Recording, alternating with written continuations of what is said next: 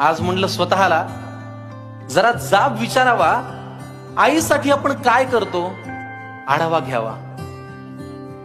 आपण पहाटे उठलोय, आई दुपारी, असं कधी घडलंय? आपण जेवायच्या आधी आईचं ताट आपण कधी वाटलंय? बरं, तुम्ही घरी येताना विनाकारण आईसाठी काय आणता?